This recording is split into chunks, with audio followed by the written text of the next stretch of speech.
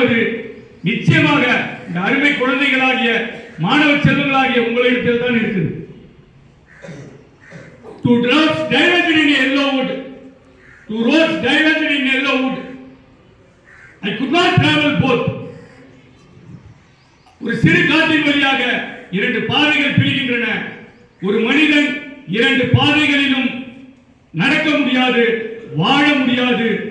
எனவே ஒரு மனிதன் தான் முன்னாடி இருக்கக்கூடிய வாழ்நாள் இருக்கக்கூடிய அந்த இரண்டு பாதைகளில் ஏதேனும் ஒன்றை தான் தேர்வு செய்ய வேண்டும். Two roads diverged in yellow wood.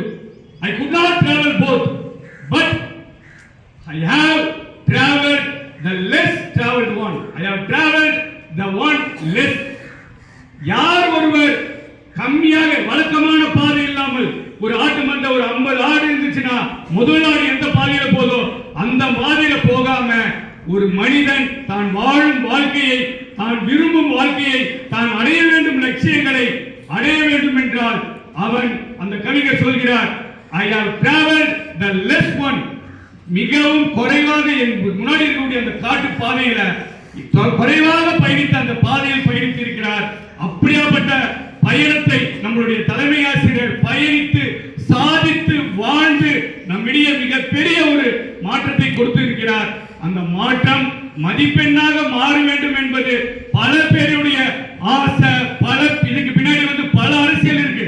அந்த மதிப்பெண்ணை வச்சு என்னென்ன பண்ணலான்னு இந்த மண்ணை சுத்தி இந்த ஸ்கூலை சுத்தி பல விஷயங்கள் பேச தொடங்கி இருக்காங்க. அதை பற்றியெல்லாம் எனக்கு கவலை கிடையாது. அவர் தன்னால் முடிந்த பரிசுத்தமான விஷயங்களை இந்த மண்ணிற்கு இந்த பள்ளிக்கூடத்துக்கு சேர்த்துட்டாரு.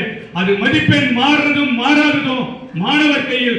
அந்த வகையில் இந்த மண்ணில் மாபெரும் புரட்சியை விதைத்த எங்கள் கேசவ கிருஷ்ணமூர்த்தி ஐயாவை இந்த சிறப்பு வழிபாட்டு கூட்டத்தை நடத்தி எங்களுக்கான அறிவுரையை வழங்கும்படி அன்புடன் கேட்டுக்கொள்கின்றேன்.